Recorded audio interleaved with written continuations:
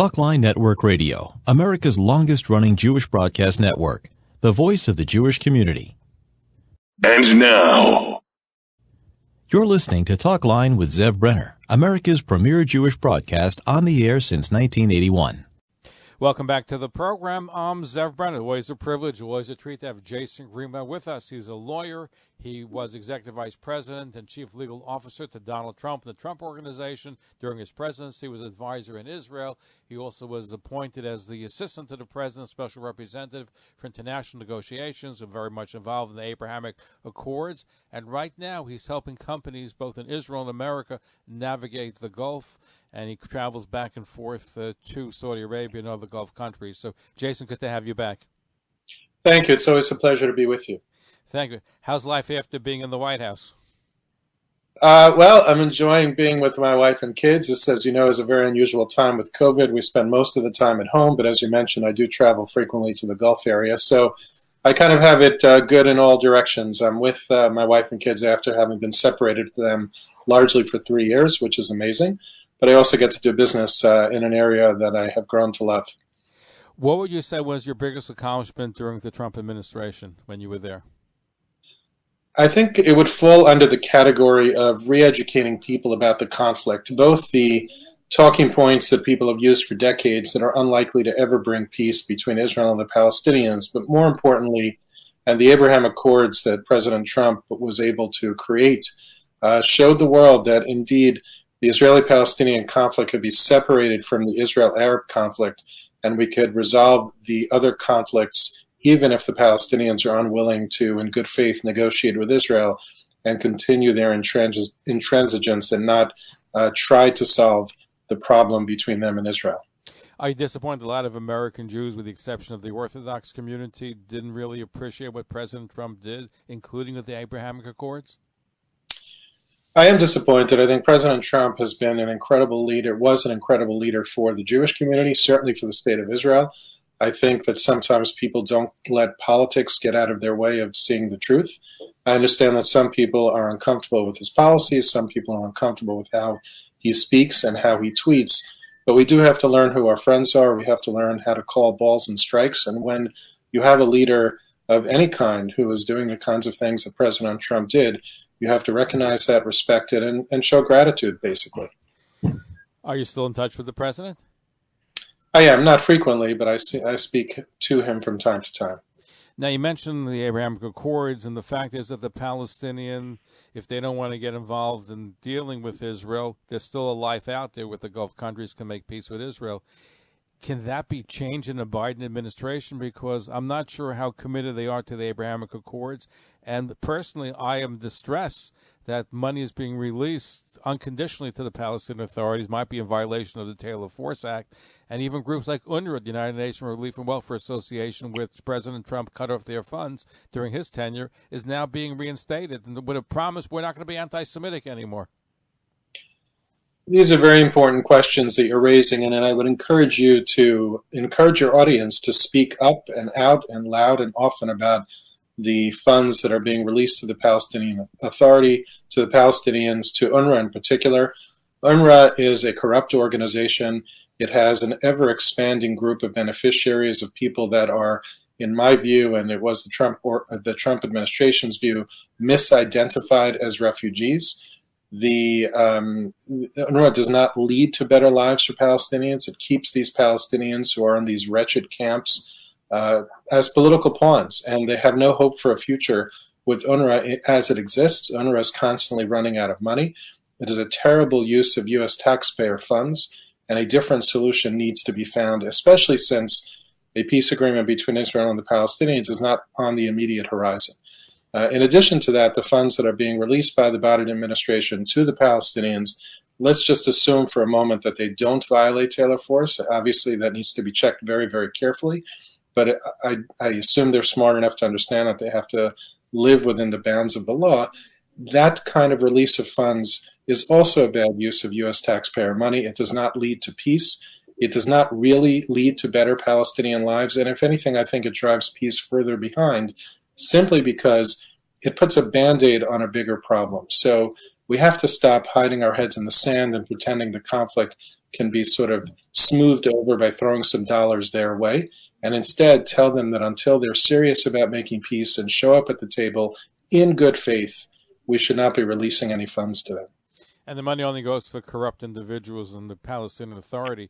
You mentioned Unrun, and just to bring home the point, Jason, UNRWA is the United Nations Relief Welfare Associations, and they're really created to perpetuate refugees, which goes against the United Nations Charter, because after every conflict, the United Nations is supposed to reduce the refugees. Only one exception, Palestinian Arabs, where they increase them. They don't get them out of the refugee camps. And furthermore, UNRWA is working with Hamas. They fought against Israel in the 1967-day war. So they are a terrorist organization, and they're also brainwashing and educating Palestinians in hatred of Israelis and Jews and the West. So I'm not sure why we're funding them, and I agree with you. We have to really speak up loudly and clearly on this issue. All important points, and I hope that you get the word out more and more. Do you think that the President Biden will be undermining the Abrahamic Accords? Is it in jeopardy? What are you hearing from the Gulf states? You're going back and forth. What are you hearing from UAE or Saudi Arabia or the other countries? I don't think President Biden will undermine the Abraham Accords. He may not focus on them, and to be fair to him, he certainly has a lot on his plate in this country with COVID and the economy, but I don't see him undermining it. In the region itself, people are particularly excited. In the UAE, for example, I traveled there with my kippah on. I did not do that prior to the Abraham Accords, and people are just so incredibly excited about what the Abraham Accords represents, the connection to Israel, the connection to Judaism. Saudi Arabia is different. I think they're on the right path. I think that over time we're going to see movement with them, but I think we need to be patient. They are rolling out a lot of changes to their society, to their country, and I think they're a very important ally to the United States. I think they recognize that they are in the same position as Israel when it comes to the dangers of the Middle East, in particular the Iran regime that foments terrorism, that obviously poses a tremendous nuclear threat to the regime. I don't think Saudi will be a friend ultimately. The same with Bahrain. They're excited. Morocco, not in the Middle East, but certainly very excited. And I think we're going to see great things come from the Abraham Accords and from all the countries in the region, obviously including Israel, but Saudi, UAE, hopefully Qatar, Bahrain, maybe Oman one day, and Morocco. Talk to me about Saudi Arabia. Saudi Arabia is undergoing dramatic changes. I think the Crown Prince has a vision, multiple visions of where Saudi Arabia ought to be. I've spent a great deal of time with him. The vision is exciting. It's energizing. The young people, the young population there is excited about it.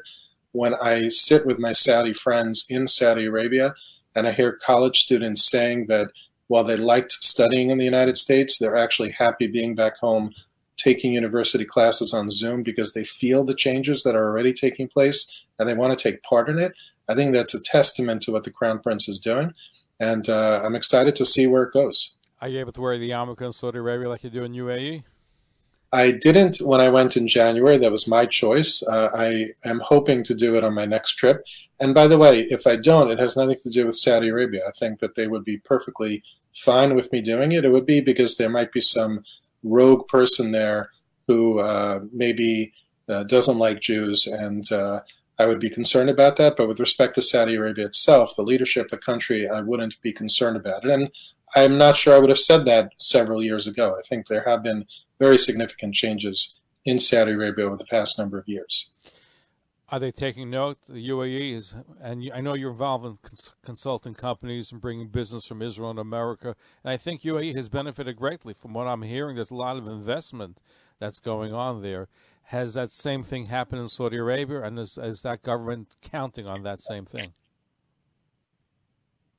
I don't think it's happened yet in Saudi Arabia, and I hope it will happen. In the UAE, I think that because of COVID, things have not gone as quickly as one could imagine. So the excitement is there. And for example, in December, you had reportedly anywhere from 70,000 to 90,000 Israelis visiting Dubai. All of that is great. I think that the two societies and cultures will need to learn each other's ways. They're different. But I think that as long as it's a two-way street and both sides are benefiting, we're going to see tremendous things happening from the Abraham Accords in the UAE. Are there some bumps along the road in the UAE, for example, or Saudi Arabia? I haven't seen anything noteworthy. There are often, hiccups along the way. That's to be expected based on countries that haven't been dealing with each other for decades.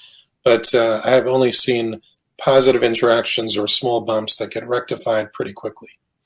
Now, in your dealings and bringing Israeli companies and American companies to UAE, for example, give us an idea what some of those companies are like, what are they looking to do, and let's look at some of the things on the ground. Many of them are high-tech companies, not just in the security space, but elsewhere. There are also travel opportunities. There are product opportunities. I have a whole gamut of companies that are eager to do business in the Gulf, a region they've never been able to do business with before. On the UAE side, they too have their own companies that they would like to promote in Israel and beyond, artificial intelligence, high-tech security as well. And again, I stress it has to be a two-way street. If Israeli companies go to the UAE and try to raise money, and that's the only benefit, I don't know that the deal will last as it should. I think everybody has to respect each other, respect the fact that both sides have a tremendous amount to offer each other, not just money, not just investment, but other things as well. And let's also remember that the UAE and eventually, hopefully, some of these other countries, including Bahrain, can be a great jumping off point for Israel into other parts further east, into countries that Israel also has not yet been able to deal with. And I would assume that with the Biden administration tilt towards Iran, providing them money and wants to bring back the accords, I would assume that's probably would strengthen the ties between Saudi Arabia, UAE, Bahrain, and some of the other countries with Israel to be a bulwark against Iran. I think that's right. I think everyone is nervous right now in the region. I'm nervous here in the United States of America after having seen what's happening in Europe last week. During the campaign and at the beginning of the Biden administration, President Biden and his team were talking about a longer and stronger JCPOA, the Iran deal, so to speak. It was vague as to what they meant, but now what we're hearing is, please let us get back into compliance. We have meetings going on in Vienna. We aren't even in the meeting itself. I mean, how weak do we look by not being in the meeting and allowing Europeans to sort of be the go-between between us and just trying to get back into the deal as opposed to trying to make it longer and stronger. So I do have serious concerns. I think relying on the Europeans to negotiate for us is a mistake. The European needs with respect to Iran are vastly different. They're largely interested in the economy. They're not directly in the line of fire the way the United States and our Gulf allies and Israel are. And I think this is a very misguided approach the Biden administration is taking. Oh, I agree with you. And unfortunately, they want to go full steam ahead and facts on the ground notwithstanding that they're cheating and sponsors of terrorism. That doesn't seem to play a bit much of a role as long as they will get back into the deal, and that's what they're looking to do. But my question, too, is you mentioned before you feel safe walking around UAE. You mentioned wearing even a kippah. From time to time, we see that Iran has been trying to do some terrorist deed in the UAE. Are you concerned about that? Because now that the is growing greatly on Iran, and with the new, I guess, quote unquote, electrical fire in one of their facilities, I'm just concerned Iran's going to try to take revenge against Israelis and Jews around the world. I think that is definitely a risk anywhere, meaning this is not UAE focused. Iran foments terrorism around the world. I think we are all at risk, and not just Jews and not just Israelis. I think Americans and other countries are as well, and that's why I'm terribly concerned about the talks in Vienna. What's happening in Vienna is what I call ostrich diplomacy, what other people have called that. We bury our heads in the sand, we pretend these problems don't exist. We think signing a deal like this that kicks the can down the road for a period of time gets rid of the problem. We ignore the cheating of the Iranian regime and pretend that the deal actually makes sense. And we ignore the terrorism, not just potential isolated terror attacks, but also what the Iranian regime is doing with Hamas in Gaza against Israel, what's happening with Hezbollah in Lebanon, Yemen, the Houthi terrorists, although the Biden administration removed the terrorist designation, but the Houthi terrorists where they attacked Saudi Arabia. All of these are problems of Iran, and all of them are things we need to be concerned with all over the world. Before I let you go, I know you go back and forth to the Middle East and to the Gulf states, including Saudi Arabia. I know in UAE you have a lot of kosher culinary delights, as there was even, I understand, speaking to Rabbi Abadi, 3 Pesach programs there. In Saudi Arabia, any kosher restaurants yet? Will there be a Pesach program in Saudi Arabia as far as you can see in the near future? No kosher restaurants yet that I'm aware of. I don't know that the Pesach programs are ready to rock and roll. However, I would encourage people to visit. I think Saudi Arabia is on an upward trajectory. I think there's a lot of opportunity there, but I do think we need to be patient. And over time, I think we will see those things happen. Are there any Jews living in Saudi Arabia now? I'm not sure. I'm sure there are Jews that live there. I just don't know if they're open, and I don't know if there's an open community. But let's not forget, the UAE community was also not so open only a short while ago, and look what's happened now. Right. Things are changing and exploding, and you're going back and forth. So, Jason Greenblatt, thank you for your role in bringing about the Abrahamic Accords and for representing the Jewish community during the Trump administration, and for your continuing trying to build business and bridges between Israel and Americans and the Gulf states. Thank you for joining us. Thank you so much for having me. And we're going to be right back. Don't go away. Stay tuned. Follow us on Facebook, Twitter, and Instagram.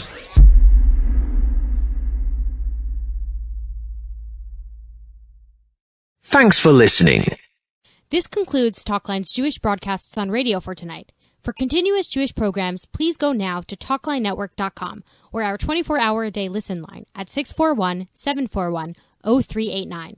For past shows, you can find us on iTunes, Spotify, Amazon, YouTube, Instagram, and all major podcast platforms, or jewishpodcast.org. Thanks for listening to the talklinenetwork.com.